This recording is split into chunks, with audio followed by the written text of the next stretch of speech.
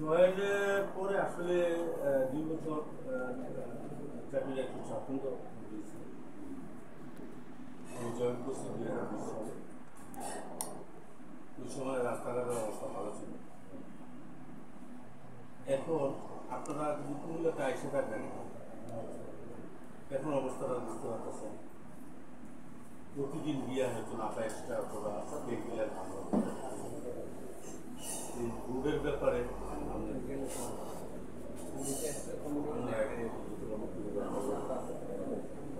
যার কারণে এখন চাকরিটা স্বাচ্ছন্দ্য থাকে, যাতায়াতে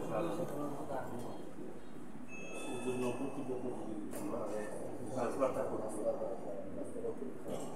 তাহলে রেসিডেন্সিয়াল কেমন যথেষ্ট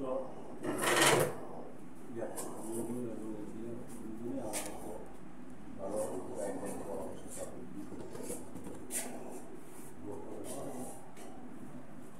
রোড কনস্ট্রাকশনের ব্যবস্থা উন্নয়ন করে করতে আমি একটু মুখ নেব যে এরা যেন প্রচারণার দিকে মনোযোগ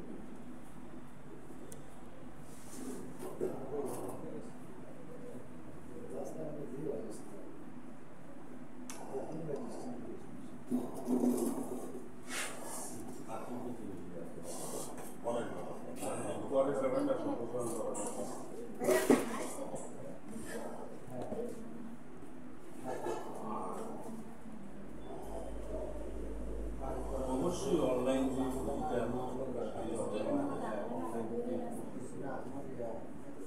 জনসাধারণদের যথেষ্ট অনলাইন সম্পর্কে একটা গান দেওয়া দরকার,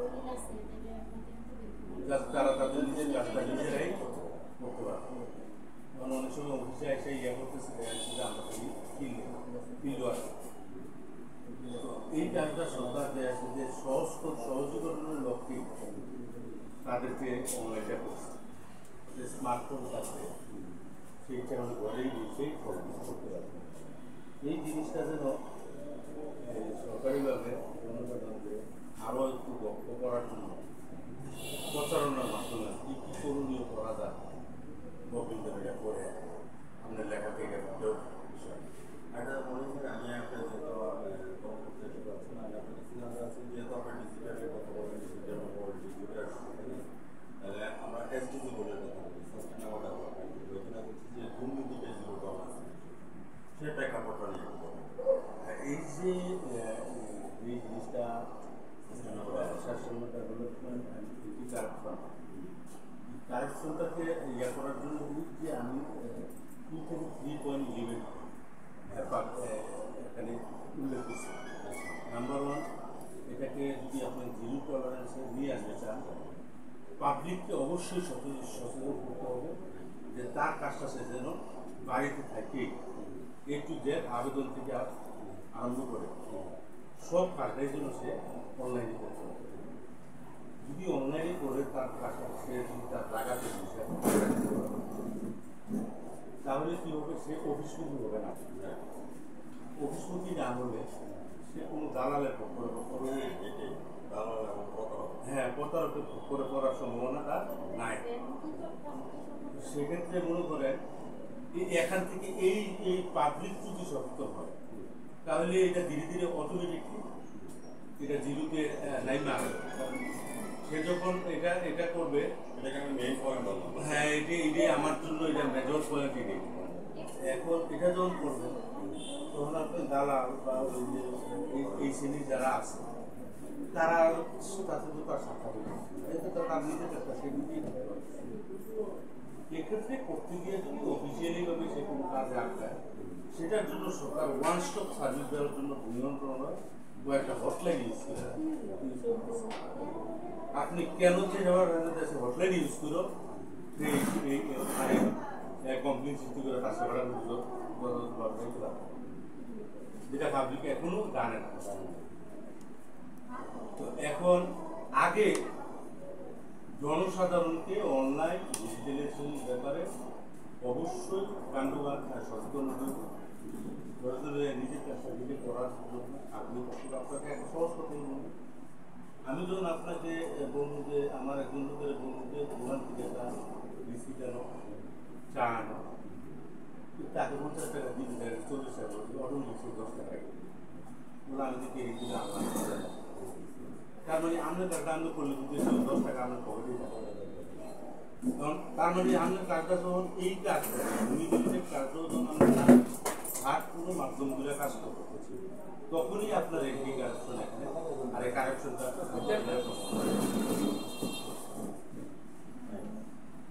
What's your next dream and next goal? I hope all of the people of the Bangladesh live and opportunity of the working digitalization, land service, taken any confuse and taken at the touch of the home and any device of electric or ICT media, ICT. And I hope I am people of Bangladesh, a civilization of Bangladesh. This location, I am an employer. But my village, I am a population of civilization.